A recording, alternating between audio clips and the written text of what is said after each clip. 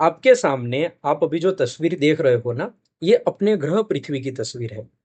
आप ये मंगल की तस्वीर देखिए, ये शनि की तस्वीर भी देखिए, ये शुक्र की तस्वीर देखिए।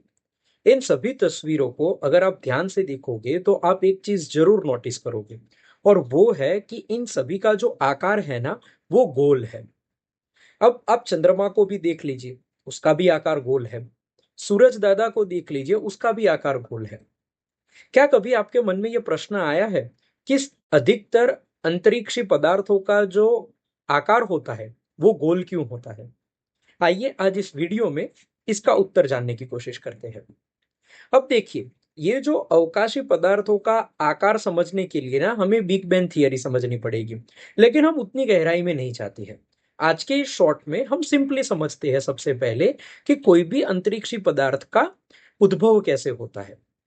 तो जो सारे ग्रह होते हैं ना, आप आसान भाषा में ऐसे समझिए कि उनका जो निर्माण है ना, वो एक माटी यानी कि डस्ट के बादल से हुआ है। अब क्या होता है ना कि जब पूरे ब्रह्मांड की रचना हुई, तो कुछ जो रजकण थे वो घूमने लग गए अंतरिक्ष में। अब उन रजकणों ने साथ में मिलके बादल बनाए, और ये जो डस्ट के बादल थे ना, उसमें से जो डस्ट का मास था वो एक साथ जुड़ना शुरू हुआ। अब ये जो जुड़ाव हो रहा था ना, ये जुड़ाव हो रहा था गुरुत्वाकर्षण के कारण। अब जो फिजिक्स है ना, उसका एक नियम है कि जिस जगह पे फोर्स लगेगा, यानी कि जहां से फोर्स का उद्भव हो रहा होगा, जो सारे घन पदार्थ होते हैं ना, वो उस उद्भव स्थान की तरफ आकर्षित होते हैं, जिसको हम लोग गुरुत्वाकर्षण भी कहते हैं। अब क्या था ना कि ये जो ग्रह की रचना हो रही थी ना, या फिर अधिकतर अंतरिक्षी पदार्थों की जब रचना होती है ना, तो इनमें जो गुरुत्वाकर्षण का बल लगता है ना, वो उसके मध्य से लगता है।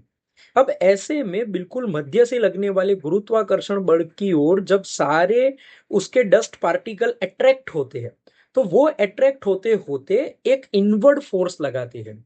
और जब भी किसी एक केंद्र पे इनवर्ड फोर्स लगेगी, तो उसके कारण जिस आकार की रचना होगी ना, वो ज्यादातर मात्रा में एक स्पीयर का शेप ही होगा। तो ऐसे इनकी जो गुरुत्वाकर्षण का खिंचाव है ना, उसके कारण इनकी रचना होती है। अब साथ ही में इन सभी ग्रहों का जो कोर होगा ना, जो सेंटर होगा, उसमें गुरुत्वाकर्षण का दबाव इतना ज्यादा होगा कि वो घन में से प्रवाही स्वरूप में परिवर्तित हो जाएगा।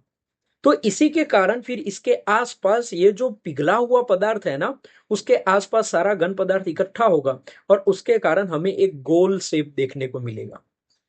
इस जानकारी के बारे में आप क्या सोचते हैं, नीचे बताइए। धन्यवाद।